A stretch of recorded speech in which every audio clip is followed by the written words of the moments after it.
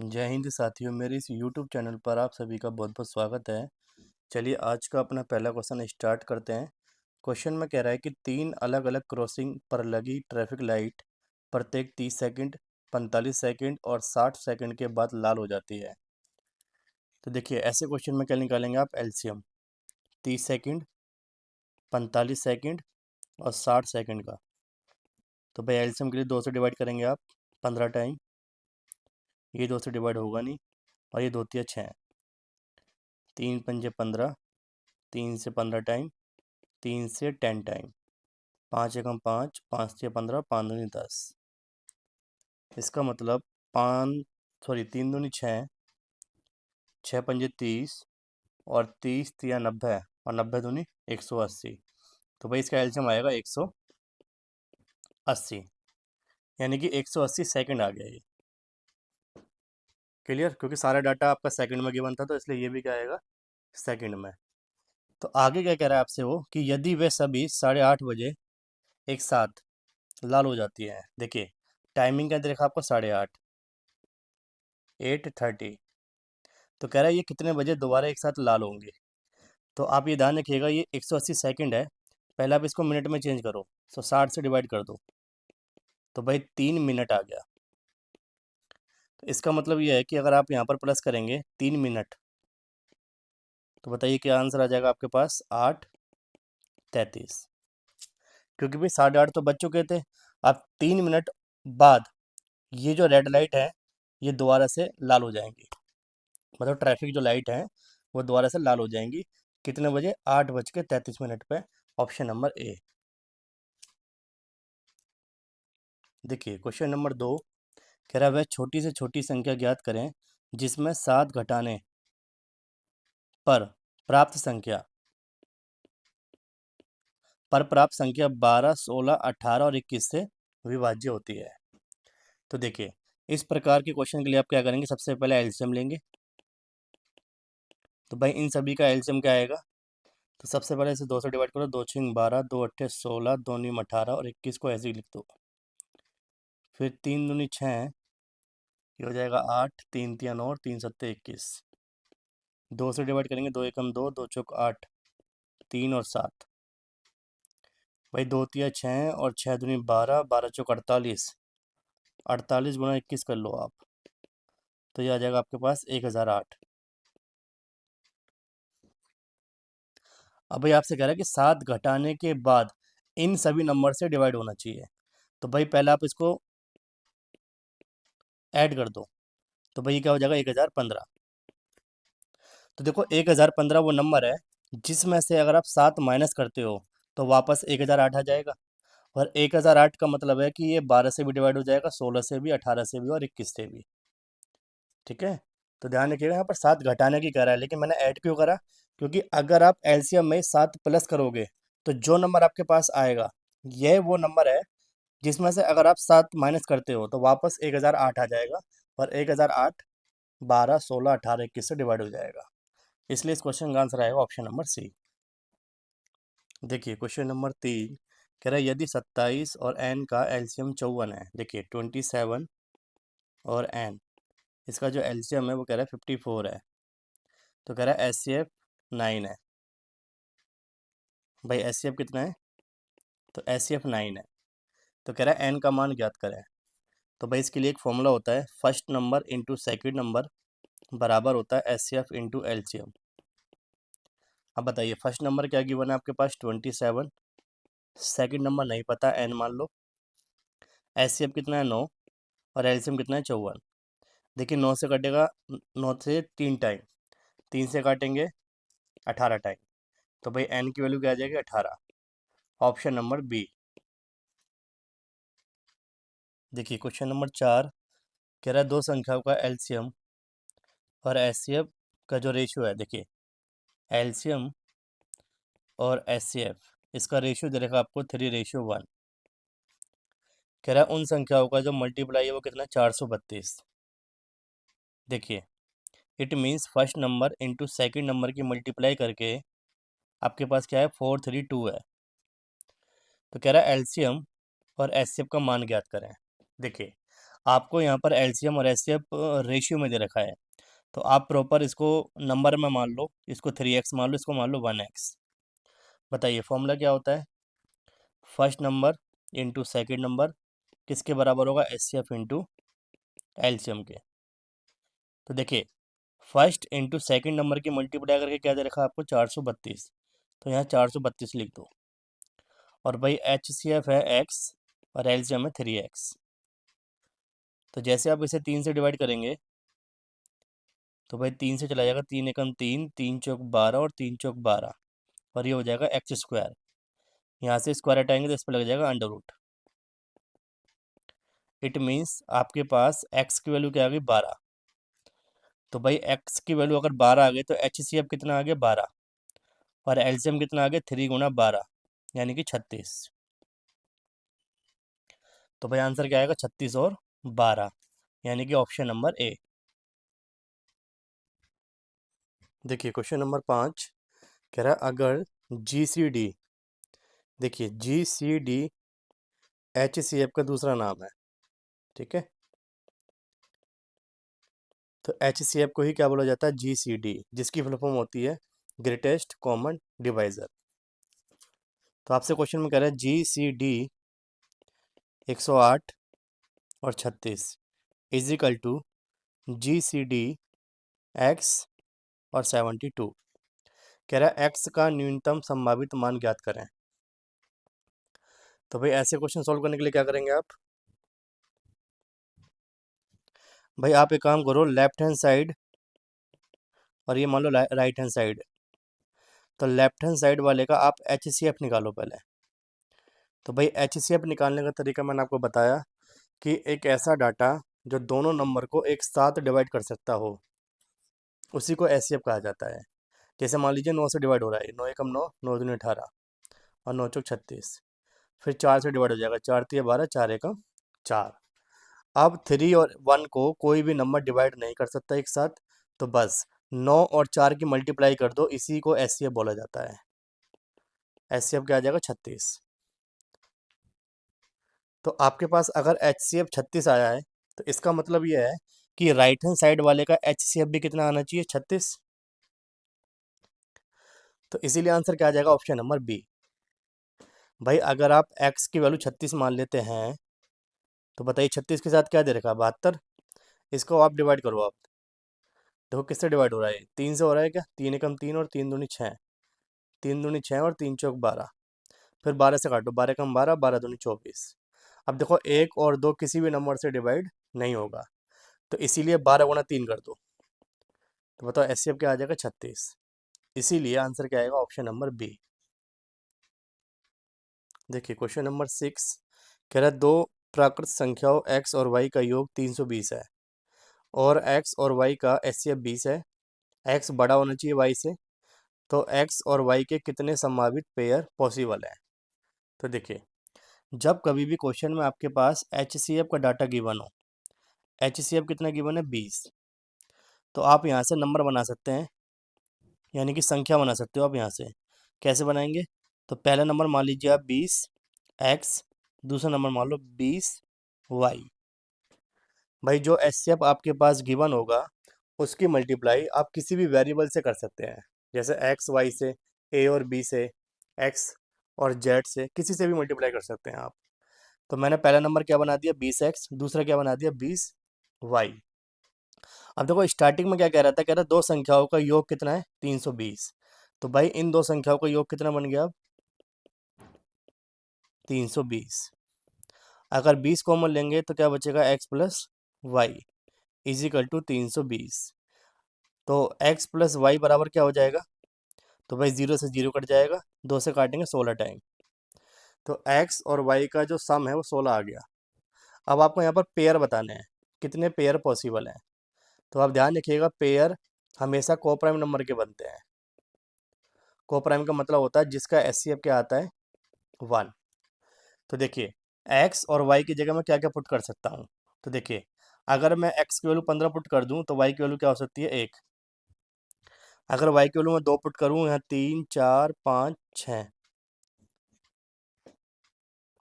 तो यहाँ पर क्या बचेगा बताओ? 14 13 12, 11, 10। देखिए जैसे आप 7 पुट करते हैं तो ये हो जाएगा 9, और जैसे आप 8 पुट करेंगे, देखिए बाकी का मैं यहाँ सोल्व कर देता हूँ। अगर y की वैल्यू आप 8 मानते हैं तो x की क्या बचेगी 8। अब इसके बाद जैसे आप y की वैल्यू 9 मानेंगे तो ये क्या बच जाएगा 7। तो यहाँ से रिपीटेशन होना शुरू हो जाएगा, रिपीट होना।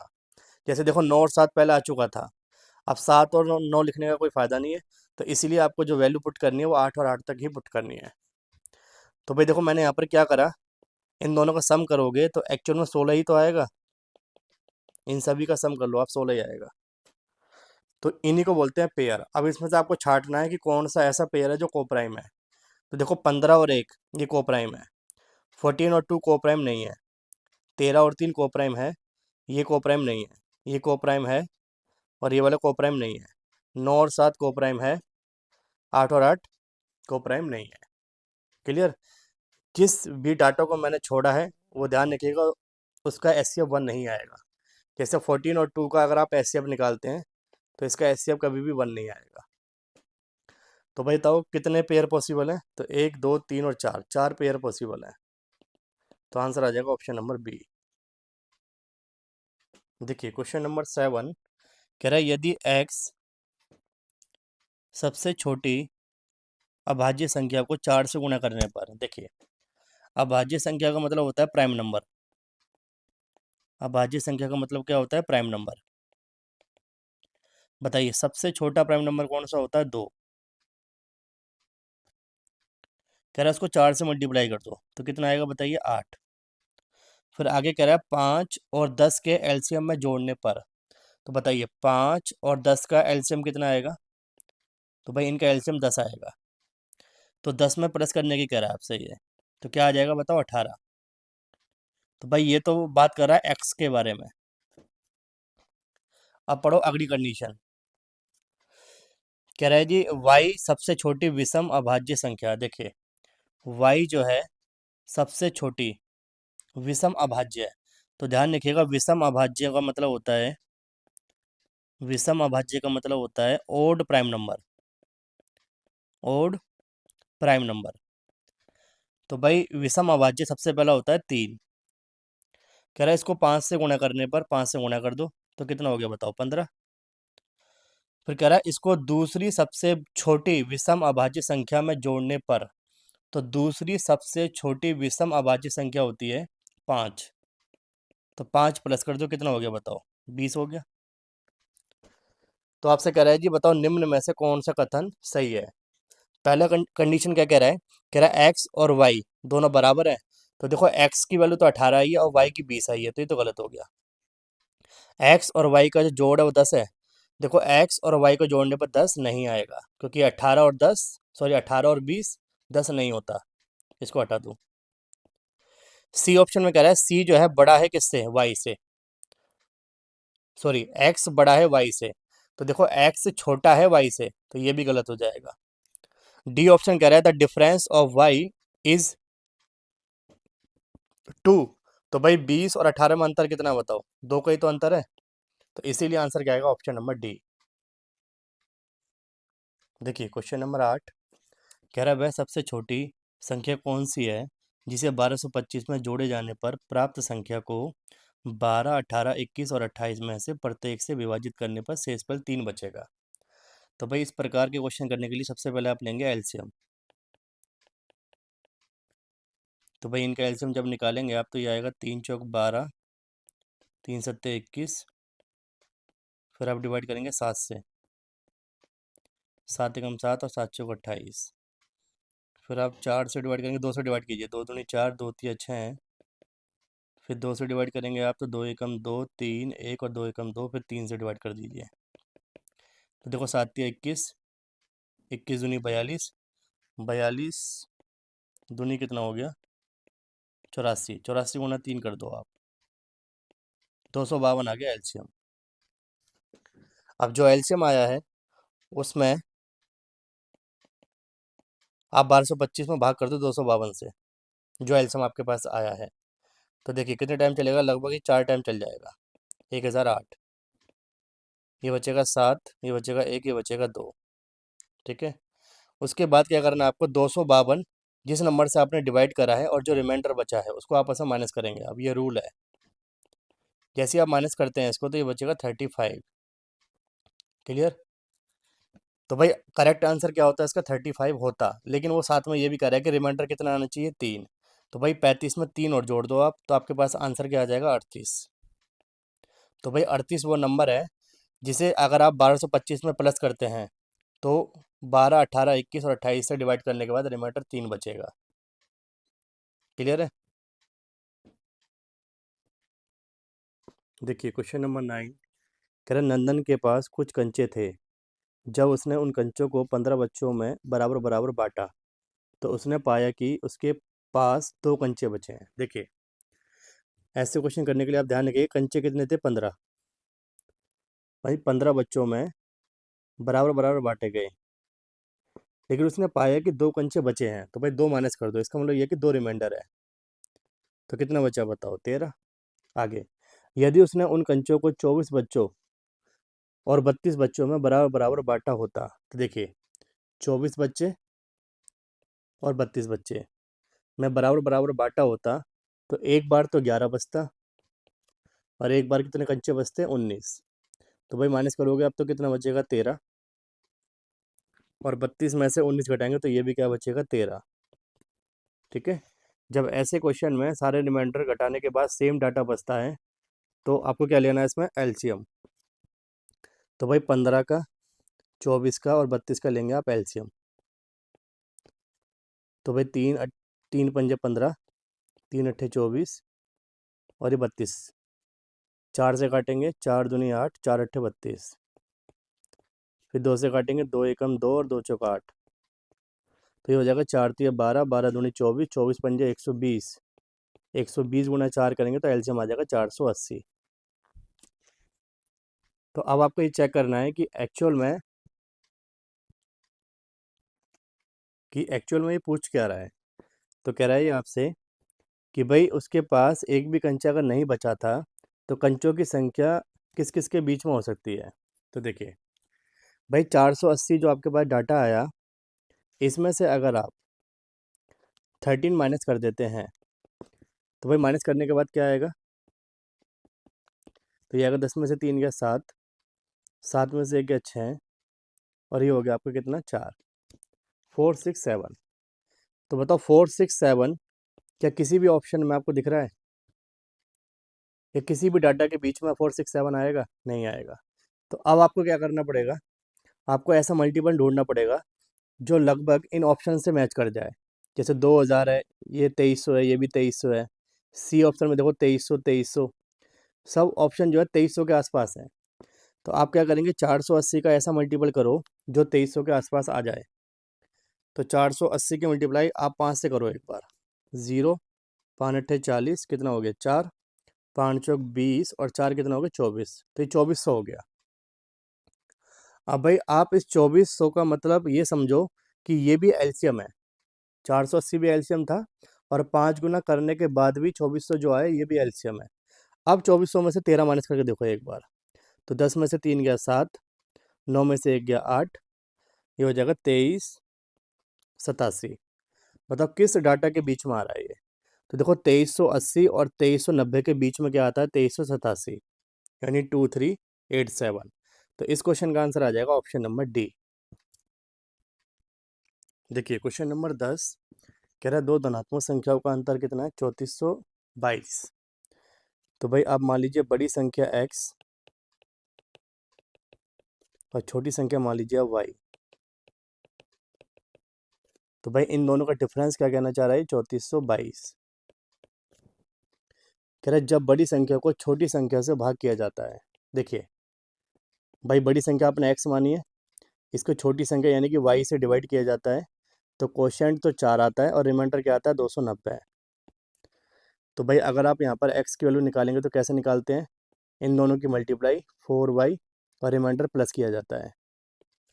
इट मीन्स x बराबर क्या आ गया, 4y प्लस 290।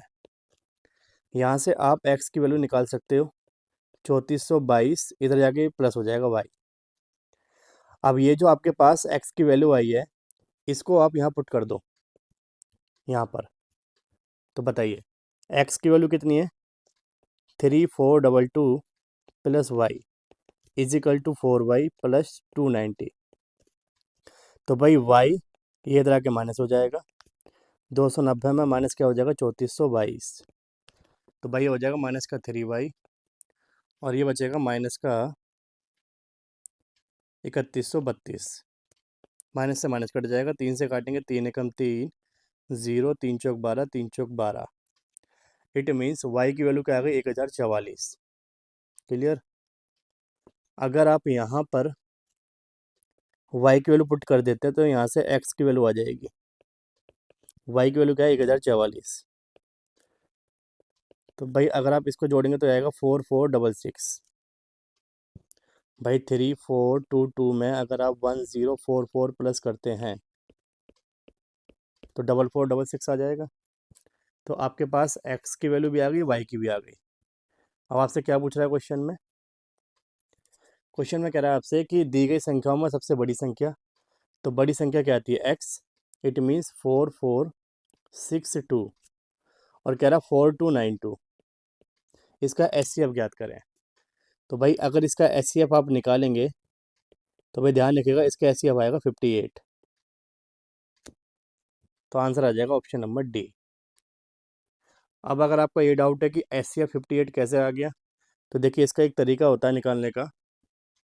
आप एक काम कीजिए, इन दोनों में डिफरेंस चेक करो। अगर HCF निकालना चाहते हो तो एक तरीका ये भी होता है, डिफरेंस मेथड। आप इन दोनों का डिफरेंस चेक करो। तो भाई डिफरेंस जैसे ही चेक करेंगे आप, तो डिफरेंस में क्या आएगा, 0,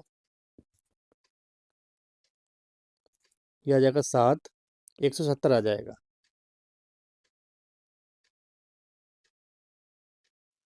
सॉरी, यहाँ पर आप इसको ठीक कीजिएगा एक बार। यहाँ पर 4466 था, 4466। तो आप जब इन दोनों का अंतर लेंगे अब, तो ये आएगा 4466 और 4292 माइनस 6 में से 2 गया 4 और ये बचेगा 7 और ये बचेगा 1, 174। अब देखिए 174 तो ऑप्शन में है नहीं, तो आप एक काम करो 174 के फैक्टर करो। तो ये हो जाएगा 2 अट्ठे 16 और 2 सत्ते कितना हो गया, 14। फिर 3 से डिवाइड करेंगे एक बार, 3 दूनी 6 और 3 नीम 27। तो भाई 174 के फैक्टर क्या बने, 174 के फैक्टर बने 2 इंटू 3 इंटू क्या, 29। तो भाई अगर 29 की मल्टीप्लाई आप 2 से कर देंगे तो आपके पास 58 आ जाएगा। यही आपका HCF है।